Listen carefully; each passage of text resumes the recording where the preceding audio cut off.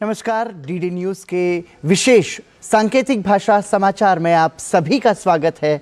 आपके साथ मैं हूं पराक्रम सिंह शेखावत और हमारे साथ हैं हमारी सांकेतिक भाषा की सहयोगी मनीषा शर्मा। शुरुआत करते हैं सुर्खियों के साथ। प्रधानमंत्री नरेंद्र मोदी पीएम जनजाति आदिवासी न्याय महाअभियान में वीडियो कॉन्फ्रेंसिंग के माध्यम से हुए शामिल। 1 लाख लाभार्थियों को कुल 540 करोड़ रुपयों की आवास की पहली किस्त की जारी।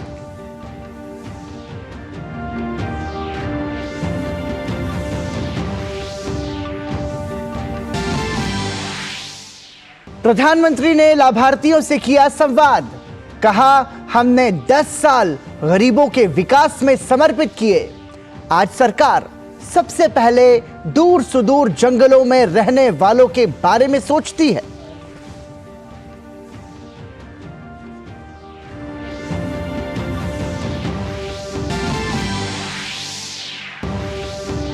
छिहत्तरवां सेना दिवस आज लखनऊ में सेना दिवस परेड का आयोजन। जवानों ने किया अदम्य शौर्य और साहस का प्रदर्शन।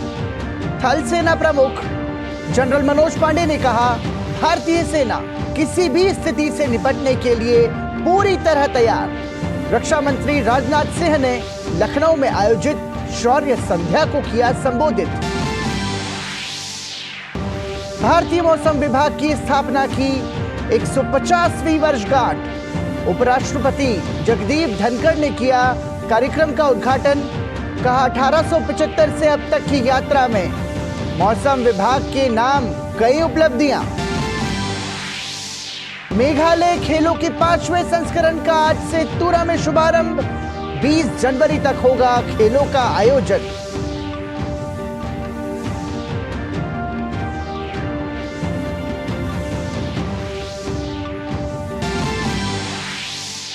उत्तरायण हुए सूर्य देवता। श्रद्धालु लगा रहे हैं पवित्र घाटों में डुबकी।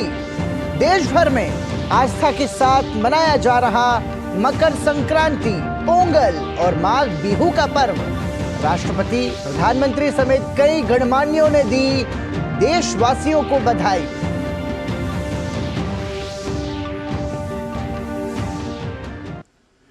प्रधानमंत्री ने वीडियो कॉन्फ्रेंसिंग के जरिए पीएम जनमन और केंद्र की योजनाओं के लाभार्थियों से बात की। उनके अनुभव सुने। प्रधानमंत्री ने 1 लाख लाभार्थियों को कुल 540 करोड़ रुपयों की आवास की पहली किस्त की राशि जारी की। प्रधानमंत्री ने बताया कि जनमन यात्रा ने 2 महीने के अंदर 80,000 अति पिछड़ा आदिवासी लोगों के आयुष्मान कार्ड बनाए। 30,000 लोगों को किसान सम्मान राशि दी और 40,000 लोगों के बैंक खाते खोले गए। सरकार पीएम जनमन महाअभियान पर 23,000 करोड़ रुपए से ज्यादा खर्च करने जा रही है। हमारे देश का विकास तभी हो सकता है जब समाज में कोई छूटे नहीं।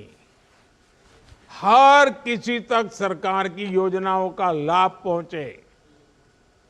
हमारे अति पिछड़े जनजातीय समुदाय के भाई बहन देश के करीब करीब 190 जिलों में रहते हैं।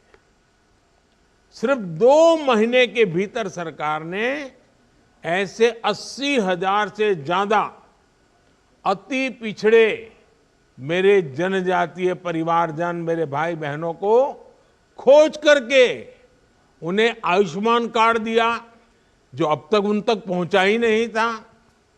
इसी तरह सरकार ने अति पिछड़े जनजातीय समुदाय के करीब 30,000 किसानों को पीएम किसान सम्मान निधि से जोड़ा है।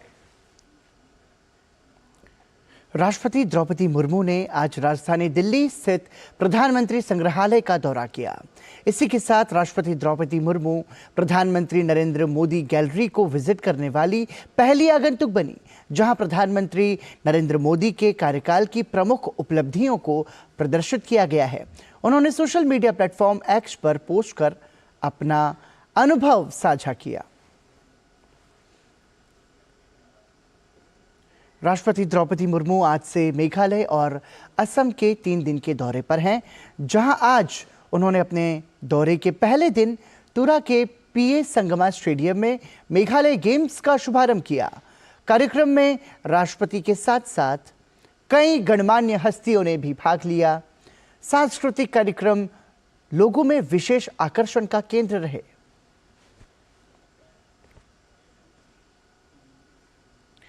भारतीय मौसम विभाग अपनी स्थापना की 150वीं वर्षगांठ मना रहा है। इस अवसर पर उपराष्ट्रपति जगदीप धनखड़ और केंद्रीय मंत्री किरेन रिजिजू सहित कई गणमान्य लोगों ने कार्यक्रम में भाग लिया। कार्यक्रम के दौरान उपराष्ट्रपति जगदीप धनखड़ ने भारतीय मौसम विभाग संस्थान की एक पुस्तिका का भी विमोचन किया। उपराष्ट्रपति जगदीप धनखड़ ने कार्यक्रम को संबोधित करते हुए कहा कि 1875 से अब तक के सफर में मौसम विभाग के नाम कई उपलब्धियां हैं। Celebrating 150th years of IMD, a legacy of service, ist in the annals of our nation's scientific progress. And that progress at the moment is incremental and exponential. Today, a robust system ensures a predictable mechanism for financing not just response, but mitigation, preparedness, and recovery. केंद्रीय मंत्री किरेन रिजिजू ने कहा कि प्रधानमंत्री मोदी के नेतृत्व में भारतीय मौसम विभाग अत्याधुनिक सुविधाओं का प्रयोग करते हुए सराहनीय कार्य कर रहा है। IMD has been able to mold itself as a world-class national meteorological service that uses latest technological tools for monitoring, prediction, and warning of extreme weather and climate events that occur over and around the country, and thereby helping the nation to build resilience against risk related to the disasters and the climate change.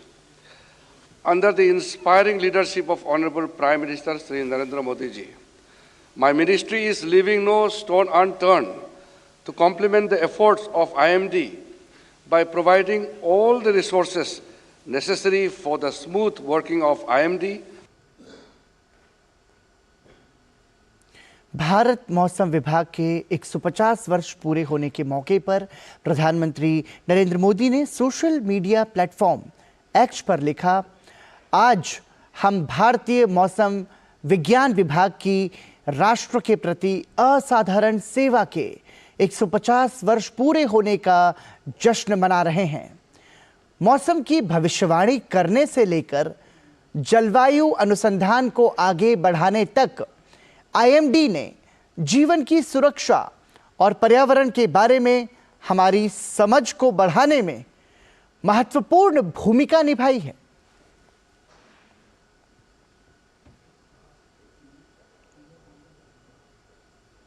भारतीय सेना आज अपना 76वां दिवस मना रही है। इस अवसर पर लखनऊ में सेना दिवस परेड का आयोजन किया गया। ये दूसरी बार है जब सेना दिवस कार्यक्रम दिल्ली के बाहर आयोजित किया गया। परेड के दौरान भारतीय सेना के वीरता पुरस्कार विजेताओं को सम्मानित भी किया गया। इस मौके पर सेना के जवानों ने पैराग्लाइडिंग भी की।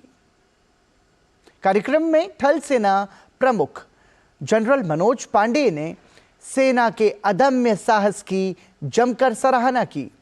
उन्होंने कहा कि सीमा पर मुस्तैदी के साथ घुसपैठ की कोशिश को भी नाकाम करने का प्रयास किया जा रहा है।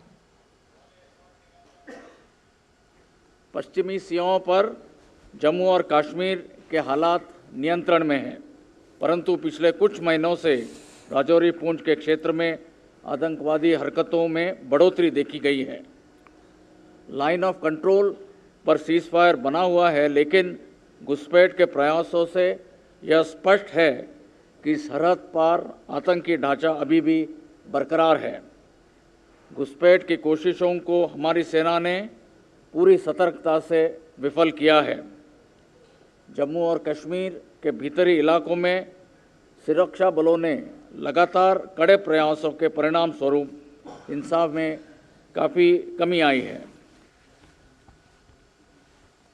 भारतीय सेना के 76वें स्थापना दिवस पर लखनऊ में शौर्य संध्या कार्यक्रम का आयोजन किया गया। इस कार्यक्रम में शामिल होते हुए रक्षा मंत्री राजनाथ सिंह ने भारतीय सेना की जमकर तारीफ करते हुए कहा कि भारतीय सेना में पूरे देश से सैनिक आते हैं, इसलिए हमने इस कार्यक्रम को दिल्ली के अलावा अलग अलग शहरों में कराना शुरू किया है। भारतीय सैनिक वह है जो भारतीय मूल्यों से ओतप्रोत होता है। भारतीय सैनिक वह होता है जो एक सैनिक होने के साथ साथ भारत के मूल्यों को भी आत्मसात करता हो, जिसकी रगों में हमारी सांस्कृतिक मूल्य दौड़ते हों।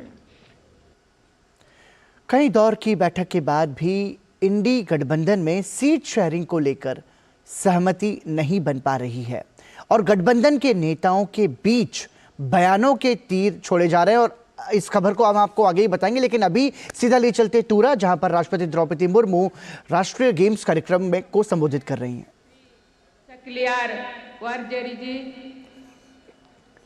Minister of general administration department government of Meghalaya Shri Rakme Sangma ji, member of parliament Shrimati Agatha Sangma ji, organisers, participating sports persons, ladies and gentleman, जोहार, नमस्कार।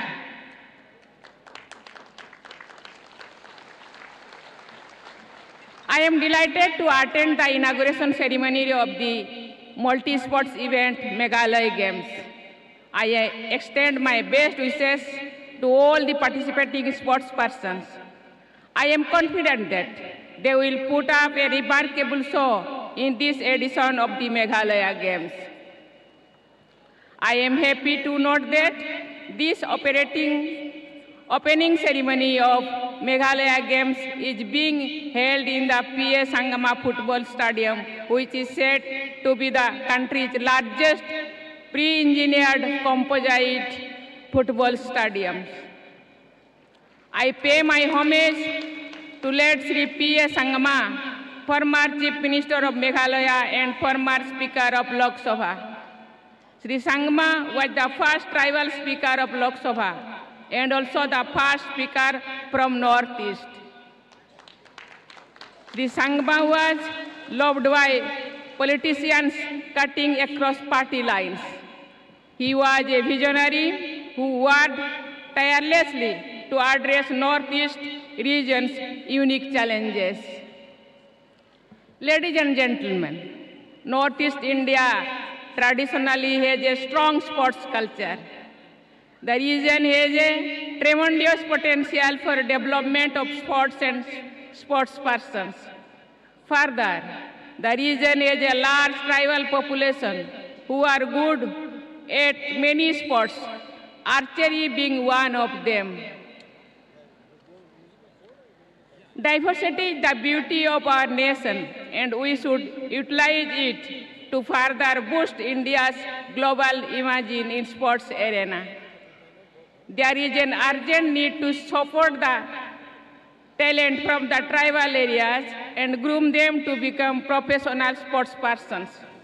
I am happy to note that the Society of Northeast encourages women to play and join sports as a profession. Northeast region has produced many great women athletes. I would also like to underline the potential of adventure sports and adventure tourism in this region and the need to explore and leverage it on priority. The region has produced some great sportspersons who have contributed to India's tally in prestigious international tournaments like Olympics and Commonwealth Games.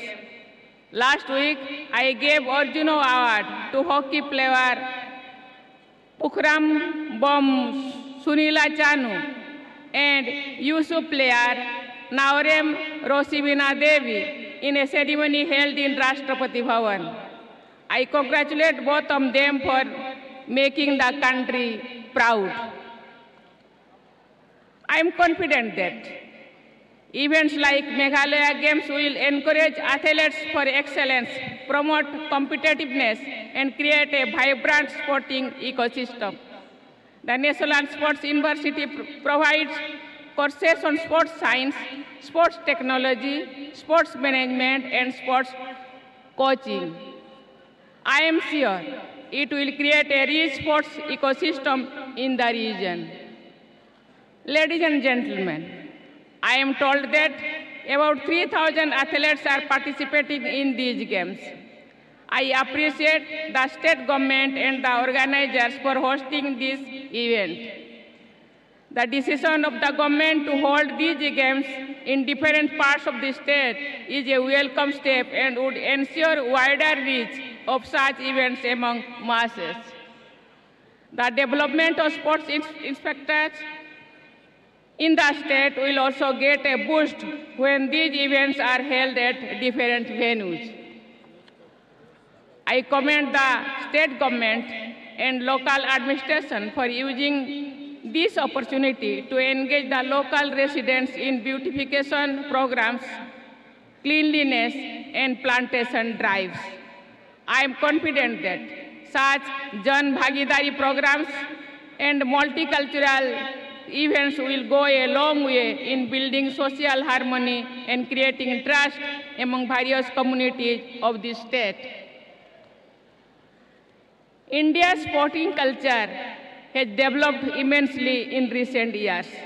With government's new initiatives and encouragement to the athletes, Indian sportspersons are now winning more medals than ever in global events. Indian contingent delivered spectacular performances in recently held World University Games and Asian Games. Programs such as Khelo India are helping in identifying and nurturing future sports champions. Our athletes are so determined and committed that they are making a mark in Para Games too. Our men and women sportspersons are keeping the India's flag flying high. Ladies and gentlemen, India has also demonstrated its ability to host large-scale international sporting and other events. India has organized the Chess Olympiad, Under-17 Football Women's World Cup, the Men's Hockey World Cup, Boxing Championship, and most recently, the Cricket World Cup. This year is March. In March, for the first time, India will host the World Shooting Para Sports event. The organization of various state-level games and other cultural and trade events will contribute in building robust sports infrastructure and creating a strong sports legacy in the country. I would like to ask the children and youth of the country to learn at least one sport and participate in sports activities. You may or may not adopt sports as a career, but playing together will inculcate team spirit and competitiveness in your personality, and apart from keeping you physically and mentally fit. In the end, I extend my best wishes to all the participants and wish this event a great success. Thank you. Jai Hind, Jai Bharat. तो राष्ट्रपति द्रौपदी मुर्मू का संबोधन आप सुन रहे थे मेघालय के तुरा से, जहां पर वो मेघालय गेम्स कार्यक्रम को संबोधित कर रही थी। बढ़ते हैं अगली खबर की ओर। कई दौर की बैठक के बाद भी इंडी गठबंधन में सीट शेयरिंग को लेकर सहमति नहीं बन पा रही है और गठबंधन के नेताओं के बीच बयानों के तीर छोड़े जा रहे हैं। इंडी गठबंधन में सीट शेयरिंग को लेकर चल रही तनातनी पर बोलते हुए भाजपा के वरिष्ठ सांसद रविशंकर प्रसाद ने इसे बेमेल का गठजोड़ बताते हुए कहा है कि 2024 में फिर से मोदी सरकार 400 से ज्यादा सीटों के साथ आ रही है।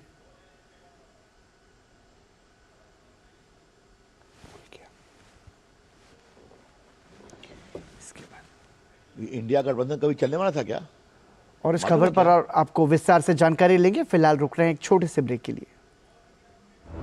रुड़की उत्तराखंड निवासी राजीव जैन पहुंचाएंगे हर राम भक्त के घर बिल्कुल निःशुल्क हर किवारी गंगाजल।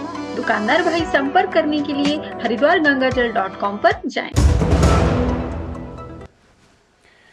एक बार फिर आपका स्वागत। आप देख रहे हैं विशेष सांकेतिक भाषा समाचार। विदेश मंत्री डॉक्टर एस जयशंकर ईरान के दौरे पर हैं। डॉक्टर एस जयशंकर ने आज तेहरान में ईरान के सड़क और शहरी विकास मंत्री मेहरदाद बजरपाश के साथ मुलाकात की।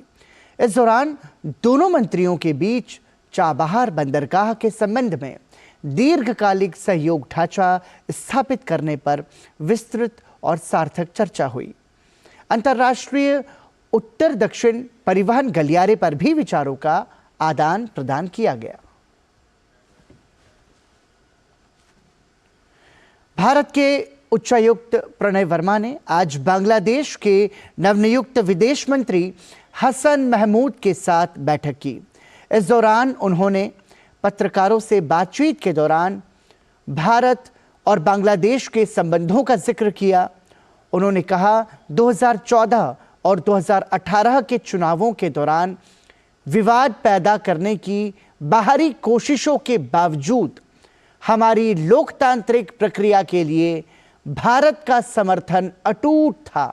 वहीं भारत के उच्चायुक्त प्रणय वर्मा ने कहा, बांग्लादेश और भारत मौजूदा मैत्रीपूर्ण संबंधों को आगे बढ़ाते हुए दोनों देशों के द्विपक्षीय संबंधों को और अधिक मजबूत करेंगे।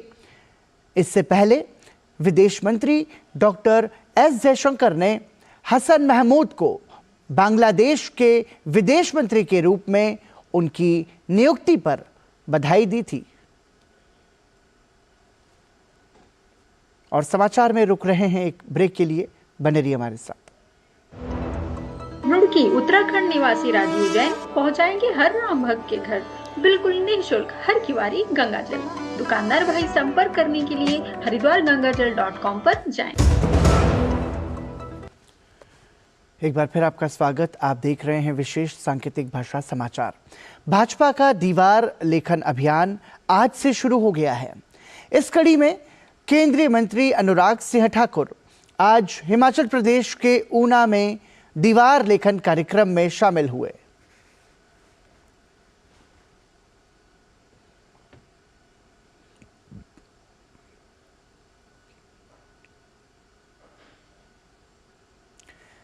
भाजपा आज से देश भर में वॉल पेंटिंग का अभियान शुरू कर रही है। दिल्ली में इस अभियान की शुरुआत करते हुए भाजपा के राष्ट्रीय अध्यक्ष जगत प्रकाश नड्डा ने कहा कि यह अभियान बूथ स्तर तक जाएगा। उन्होंने कहा कि इस पेंटिंग के माध्यम से लोगों को फिर से मोदी सरकार चुनने के लिए आकर्षित करना है। आज से हमारा देश भर में दीवार लेखन का कार्यक्रम, वॉल राइटिंग का कार्यक्रम आज से प्रारंभ हो रहा है। एक बार फिर से मोदी सरकार इस स्लोगन के साथ देश भर के हर एक बूथ पर वॉल राइटिंग का कार्यक्रम प्रारंभ होगा और हमारा प्रयास है कि भारतीय जनता पार्टी का एक एक कार्यकर्ता इस दीवार लेखन में अपने आप को आत्मसात करे, जोड़े और इस कार्यक्रम को सफल बनाए। एक बार फिर रुक रहे हैं एक ब्रेक के लिए, देखते रहिए डीडी न्यूज। रुड़की उत्तराखंड निवासी राजीव जैन पहुंचाएंगे हर राम भक्त के घर बिल्कुल निःशुल्क हर किवारी गंगाजल। दुकानदार भाई संपर्क करने के लिए हरिद्वारगंगाजल.com पर जाएं। श्री राम जन्मभूमि तीर्थ क्षेत्र ने सोशल मीडिया प्लेटफॉर्म एक्स पर जानकारी साझा करते हुए लिखा, कर्नाटक के प्रसिद्ध मूर्तिकार श्री अरुण योगीराज द्वारा कृष्णशिला पर निर्मित मूर्ति का चयन भगवान श्री रामलला सरकार के श्री विग्रह के रूप में प्रतिष्ठित होने हेतु किया गया है। अयोध्या में 22 जनवरी को राम मंदिर के भव्य शुभारंभ और श्री रामलला के प्राण प्रतिष्ठा कार्यक्रम का उत्सव अमेरिका के टाइम्स स्क्वायर से लेकर यूरोप के एफेल टावर तक देखने को मिलेगा। फ्रांस की राजधानी पेरिस में 21 जनवरी को राम रथ यात्रा का आयोजन किया जा रहा है, जिसमें पूरे यूरोप से 1000 लोग एकत्रित होंगे। साथ ही एफेल टावर के पास उत्सव मनाया जाएगा। इसी तरह अमेरिका में टाइम्स स्क्वायर पर 22 जनवरी को प्राण प्रतिष्ठा कार्यक्रम का लाइव टेलीकास्ट किया जाएगा।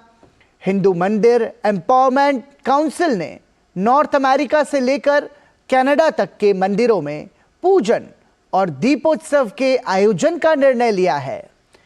विगत कई हफ्तों में वॉशिंगटन, शिकागो और दूसरे अमेरिकी शहरों में राम मंदिर के जश्न को लेकर कार रैलियां निकाली गई हैं।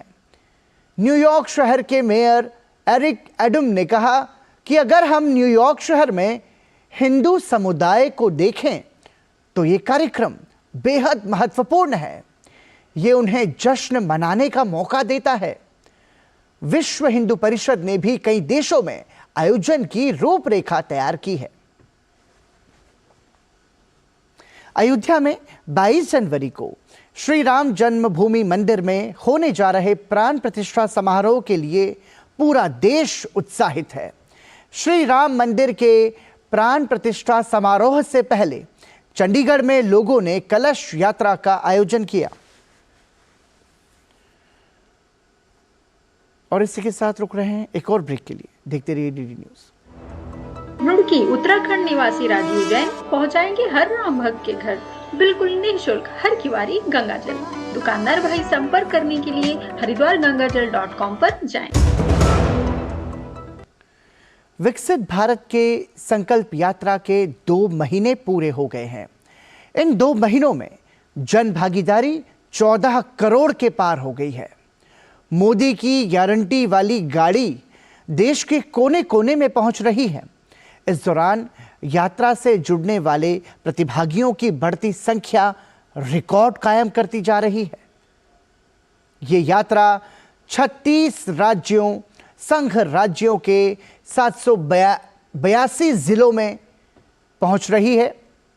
इस दौरान 8,888 शहरों, शहरी क्षेत्रों और 2,12,398 ग्राम पंचायतों तक आईईसी वैन पहुंच चुकी है। ताजा आंकड़ों के मुताबिक इस समय प्रतिभागियों की संख्या 14 करोड़ से अधिक हो चुकी है। इस यात्रा की सफलता का अंदाजा हर दिन जुड़ रहे नए नए प्रतिभागियों से लगाया जा सकता है। और इसी के साथ ही डीडी न्यूज के विशेष सांकेतिक भाषा समाचार में अभी के लिए इतना ही। मुझे और हमारी सांकेतिक भाषा की सहयोगी को दीजिए अनुमति। नमस्कार।